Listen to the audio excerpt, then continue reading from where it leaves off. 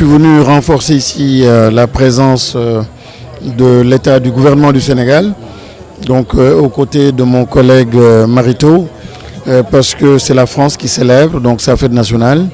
La France, un pays ami, un pays frère, et comme le rappelait tout à l'heure le ministre Marito Niane, ce sont des relations séculaires. Nous avons beaucoup de l'histoire qui nous lie. Et aujourd'hui, il faut renforcer cette histoire-là, il faut renforcer ces liens, il faut relever ensemble des défis. Beaucoup de défis se posent à nous, des défis liés à l'environnement, au climat, mais des défis aussi liés à l'immigration, des défis de développement tout court. Donc pour toutes ces raisons, il est bon de s'appuyer d'abord sur ses véritables partenaires, je dirais même sur ses parents. Et la France constitue donc ce frère-là, ce pays frère,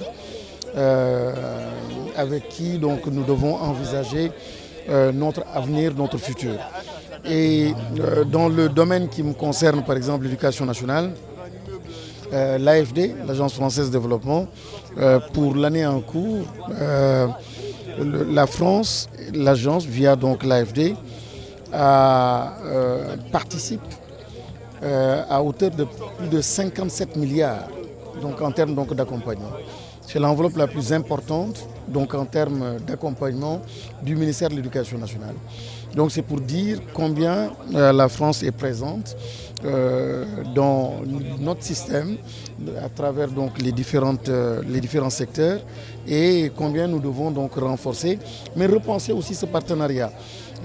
Et j'ai eu l'occasion en marge donc de cette fête-là que nous sommes en train de célébrer, l'occasion de discuter aussi avec son Excellence l'ambassadrice et de partager avec elle certaines de nos priorités. Entre autres priorités, la réforme curriculaire.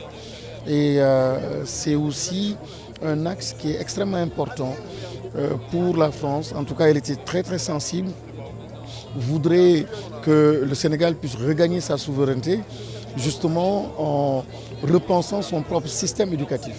Et il était très sensible et comptait même nous mettre en relation davantage avec les autorités et avec certaines institutions pour appuyer éventuellement donc, notre pays, notre système éducatif à entamer cette grande réforme curriculaire qui va être extrêmement déterminante donc, dans cette logique-là ou cette quête de souveraineté. Encore une fois, c'est une très belle fête, mais une fête hautement symbolique pour nous, le Sénégal. Et le ministre Marito l'a bien rappelé. Je souhaite à toute la France donc bonne fête et belle prospérité. Et la même chose aussi pour le Sénégal. La France évolue aussi, comme le Sénégal, qui évolue, qui aujourd'hui, à l'instar de beaucoup d'autres pays, revendique sa souveraineté. Et ce n'est pas la France qui est ciblée. C'est une introspection, une nécessité donc de développement qui exige du Sénégal cette souveraineté. Sinon, on n'est pas dans un développement endogène, ni dans une logique de développement durable. Il s'agit juste de cela. Mais en réaffirmant aussi donc, cette amitié, cette fraternité et ces liens séculaires et historiques qui nous lient à la France. Et je pense que le président Macron, comme les autorités qui le représentent ici, comprennent bien ce discours.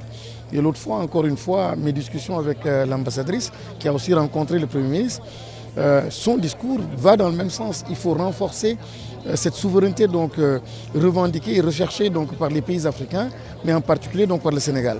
Donc il n'y a pas d'opposition. C'est un discours qui est bien compris. Et aujourd'hui, c'est au-delà même des autorités étatiques qui portent ce discours, c'est une volonté populaire donc, qui revendique donc, cette souveraineté-là, pas contre quelqu'un, mais pour soi. Au plan agricole, au plan économique, au plan culturel. Et la France, en acceptant de restituer certains biens qui font partie de notre patrimoine donc, culturel et historique, c'est aussi donc, une façon de dire oui, je respecte et j'accepte de le faire. Donc il n'y a pas de forcing, c'est en toute amitié et en bonne intelligence.